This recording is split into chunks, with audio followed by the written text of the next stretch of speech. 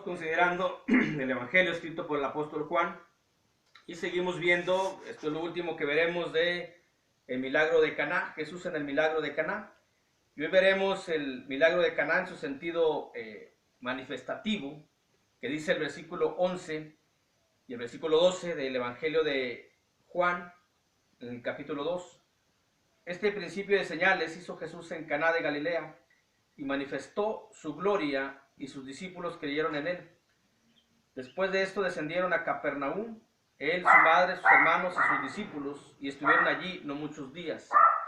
El sentido demostrativo, el sentido manifestativo, dice el versículo 11, manifestó su gloria, es decir, Jesús manifestó su gloria.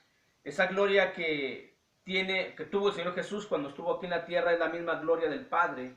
Dice la carta a los Hebreos, capítulo 1, la carta a los Hebreos, capítulo 1, versículo del 1 al 3.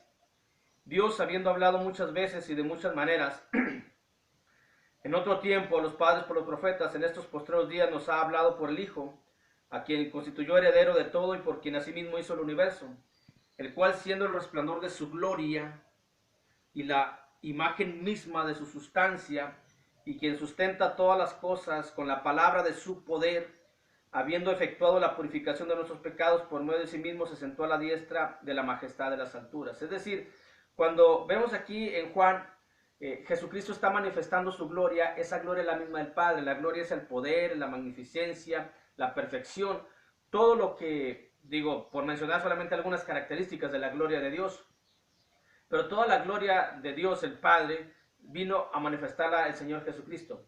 Aquella gloria que en el Antiguo Testamento, cuando leemos allá en Éxodo capítulo 24, aquella gloria que era, no se podía acceder a ella, porque es mucho el poder de Dios, cuando Dios se manifestaba como deidad, como divino, vino encarnado en hombre, y Jesucristo entonces sí pudo manifestar esa gloria. Y los que estaban ahí no les pasó nada, a los de la boda no les pasó nada, a los discípulos no les pasó nada, a su madre aquí en la tierra y a sus hermanos aquí en la tierra no les pasó nada, porque Él es el que trajo la gloria del Padre hacia toda la población, hacia todo el mundo.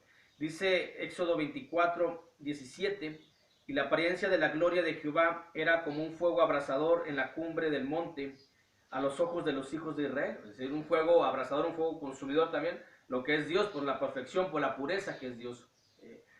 Y como no había modo de acceder a esa gloria de Dios, no había manera pues de estar cerca de Dios por su gloria, por lo que representa, por lo que es Dios, no había manera de estar cerca de Dios. Dios envió a su único Hijo a morir por nosotros, pero en ese lapso que estuvo Jesús aquí manifestó esa gloria del Padre, que es la misma que tiene Él. Dice Él, Padre, recibe, cuando dice allá en Juan 17, con la misma gloria que yo tuve antes contigo. Es decir, pero como aquí vino como humano, manifestó la gloria, toda su gloria, y manifestó que es la gloria del mismo Padre eterno.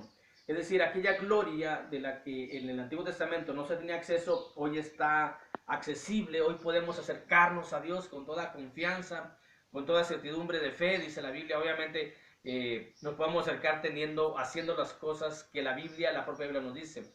Es decir, tenemos que estar libre de pecado, y para estar libre de pecado tenemos que tener a su Hijo Jesucristo, que nos libera de todo pecado, que nos limpia, la sangre del Cordero. Por eso Juan empieza con la sangre del Cordero, o sea, nos empieza a mencionar cómo podemos acercarnos a nuestro Señor y Salvador Jesucristo. Y aquí es como está manifestando la gloria del Padre, el Señor y Salvador Jesús, aquella gloria que era inaccesible para todo ser humano, aquel que llegaba, dice el Señor, dice la Biblia, el Antiguo Testamento, que si me ves, cuando le dice Moisés, bueno, quiero ver tu gloria, dice, si me ves mi gloria, ciertamente no vivirás. Y aquí ellos vivieron, aquí ellos estuvieron sin que les hubiese pasado absolutamente nada. Y es como vemos esa bondad, ese sentido manifestativo, como Dios vino aquí a la tierra en la figura de nuestro Señor Jesucristo, que es Dios, y se abrió y se acercó, Dios se acercó al hombre para llevarlo a su presencia misma y que vieran ese poder. Y solamente fue una muestra de la gloria de Dios, es decir, del poder de Dios. La gloria tiene muchas características, pero aquí vemos el poder de Dios. solamente es una muestra. Si Dios hizo el universo, los cielos, la tierra, nos creó a todos los seres humanos con ese gran poder. Y aquí manifestó su poder, manifestó su gloria y manifestó también que podemos estar cerca de Dios a pesar de todo lo que es Dios y a pesar de lo que somos nosotros, pecadores e imperfectos, pero que podemos estar con Él y podemos ver la gloria de Dios solamente a través de nuestro Señor y Salvador Jesucristo. Por eso es un sentido manifestativo y es un sentido alentador también, es un sentido motivante de que podemos estar delante de la presencia de Dios sin que nos pase absolutamente nada si es que tenemos a Jesucristo. Si no tenemos a Jesús, pues entonces no podemos acercarnos a Dios. También Jesús manifestó el motivo de la fe.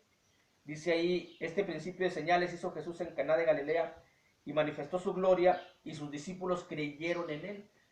Cuando vieron ese poder, entonces creyeron en él. Entonces el motivo de la fe es la certidumbre de que Dios creó los cielos y la tierra, de que Dios nos dio la vida, de que Dios envió a su único Hijo Jesucristo a morir por nuestros pecados. Es el motivo de la fe. Ver nada más con que salga uno a la calle, con que salga, o que vea uno el cielo, las estrellas, ahí vemos la gloria de Dios. De hecho, así lo dice el salmista. Los cielos cuentan la gloria de Jehová, dice la Biblia. Los cielos cuentan la gloria de Jehová, dice el salmista. Y eso es suficiente para creer que hay un Dios. Eso es suficiente para tener fe en que hay un Dios. Eso es suficiente para creer que Dios nos envió a esta vida para darnos la oportunidad de vivir y también darnos la oportunidad de conocer lo que es Dios y darnos la oportunidad de lo que Dios quiere, lo que Dios tiene preparado, lo que Dios ha hecho para toda su creación. Al mismo tiempo, también el versículo 12, Jesús se manifiesta como único Hijo de Dios. No vamos a mencionar mucho de esto porque luego en el versículo 16 del capítulo 3 lo vuelve a mencionar como unigénito. También lo vimos allá en el capítulo 1, versículo 14, como el unigénito Hijo de Dios. Simplemente aquí vamos a decir que Jesús manifestó como único Hijo de Dios, pero también manifestó su lado humano. Dice, después de esto descendieron a Capernaum, él y su madre y sus hermanos. Con esto nos está demostrando su lado humano.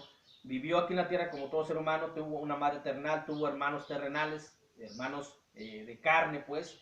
Cuando dice aquí, él, su madre, sus hermanos, descendieron a Capernaum, él, su madre, sus hermanos, es decir, los hijos de María estuvieron con él en las bodas, descendieron a Capernaum y luego dice, y sus discípulos, y estuvieron ahí no muchos días. Es decir, aquí Jesús está manifestando su lado humano y su lado divino.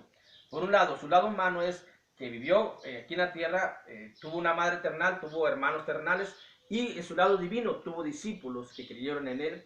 Ese es el lado divino de lo que es Jesús y este es el sentido manifestativo de lo que nos enseña aquí la Biblia, cómo Jesús se manifestó como humano y como divino en un mismo acto. Todos los que creyeron en él creyeron que él era el Hijo de Dios, creyeron que él era el enviado, creyeron que él era el ungido, creyeron que él era el que iba a venir a morir por nosotros y con eso estamos reconociendo la divinidad de Jesús y al mismo tiempo se manifiesta como humano, es decir, que estaba con su madre y sus hermanos terrenales. Este es el milagro de Judá en su sentido manifestativo. Dios los bendiga.